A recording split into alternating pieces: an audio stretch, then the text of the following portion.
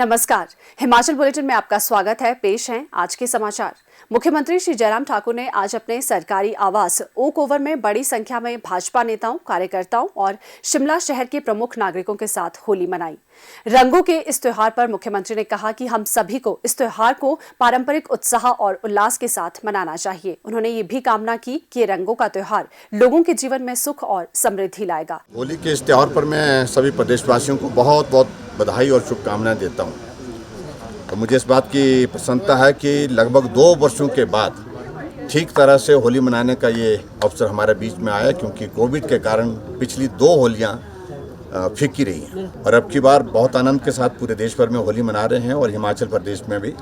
और हिमाचल प्रदेश के सभी भाई बहनों को मैं आज के इस होली के अवसर पर बहुत बहुत शुभकामनाएं, बहुत बहुत बधाई देता हूं। आओ प्रदेश के विकास में हम सब मिल करके चलें और जितने रंग इसमें भर सकते हैं उतने रंग भरने में अपना योगदान दें। बहुत बहुत शुभकामनाएं।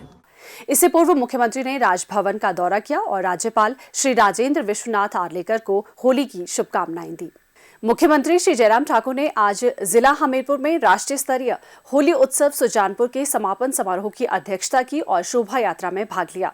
पारंपरिक वेशभूषा में जिले के लगभग सभी भागों से हजारों की संख्या में आए लोगों ने शोभा यात्रा में भाग लिया। इससे पूर्व मुख्यमंत्री ने पगड़ी समारोह में भाग लिया तथा सुजानपुर स्थित मुरली मनोहर मंदिर में पूजा अर्चना की। इसके उपरांत मुख्यमंत्री ने मेला मैदान में विभिन्न विभागों, बोर्डों तथा निगमों द्वारा लगाई गई प्रदर्शनी का दौरा किया और गहरी रुचि दिखाई। इस अवसर पर मुख्यमंत्री ने विभिन्न आयोजनों के विजेताओं को भी पुरस्कृत किया।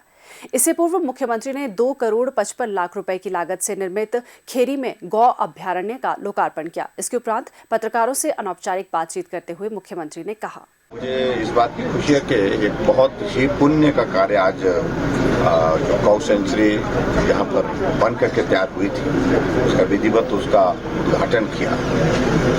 हमारी कमिटमेंट है, पहले ही कैबिनेट की बैठक में जो निर्णय हमने लिए थे 2 महत्वपूर्ण, एक बुजुर्गों के लिए लिया था पेंशन का और दूसरा हमने गौवंश जो चौक पर चौराहे पर छोड़ दिया अपने उपयोग के पश्चात लोगों ने, जो दुर्भाग्यपूर्ण परिस्थिति है, तो ऐसे में उनकी मदद की जाए। और इस अभियान को हमने बहुत तेजी से आगे बढ़ाया। जब हम सरकार में थे उस वक्त लगभग 6000 जो गौवंश जो है वो गौ सदन में या गौ सेंचुरी में था। आज 20,000 से ज्यादा गौवंश गौ सेंचुरी में और गौ सदन में है। तो आप अंदाजा लगा सकते हैं कि इन 4.25 साल के कार्यकाल में इस तरह का ये पुण्य का कार्य बहुत बेहतर ढंग से हिमाचल प्रदेश में किया है।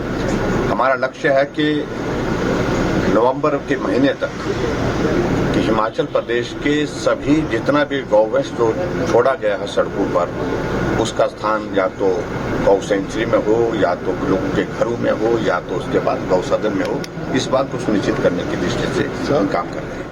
गत सायं मुख्यमंत्री श्री जयराम ठाकुर ने पर्यटन विभाग की बैठक की अध्यक्षता करते हुए कहा कि प्रदेश के अनछुए क्षेत्रों में मूलभूत सुविधाएं उपलब्ध करवाते हुए प्रदेश में आने वाले सैलानियों को इन क्षेत्रों की ओर आकर्षित करने पर बल दिया जाना चाहिए। मुख्यमंत्री ने कहा कि नए पर्यटन केंद्र विकसित करने और हवाई सेवाओं के विस्तार के साथ ही साहसिक एवं धार्मिक पर्यटन पर ध्यान केंद्रित करते हुए नए पर्यटन सर्किट स्थापित किए जाने चाहिए। इसके अतिरिक्त सप्ताहांत, प्रकृति और जनजातीय पर्यटन के रूप में नए पर्यटन सर्किट विकसित किए जाने की आवश्यकता पर भी बल दिया। श्री जयराम ठाकुर ने कहा कि मंडी में शिवधाम परियोजना का पहला चरण पूर्ण होने को है और ये मंडी शहर में आने वाले पर्यटकों के लिए आकर्षण का केंद्र होगा। उन्होंने कहा कि मंडी जिला के जंजैहली में इको टूरिज्म स्थल विकसित किया जा रहा है, जिसके अंतर्गत ट्रैकिंग रूट का स्तरोन्नयन, नए विश्राम गृहों और दृश्य स्थलों का निर्माण, टेंट, वन विश्राम गृह और वन कुटीर का स्तरोन्नयन किया जा रहा है।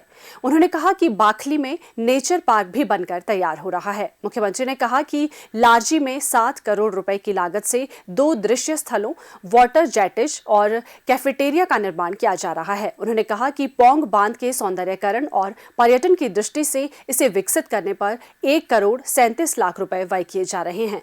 इस परियोजना के अंतर्गत 9 कॉटेज और अन्य सौंदर्यीकरण के कार्य पूर्ण कर लिए गए हैं। श्री जयराम ठाकुर ने कहा कि पर्यटकों को आकर्षित करने के दृष्टिगत प्रदेश सरकार रोपवे विकास पर विशेष बल दे रही है।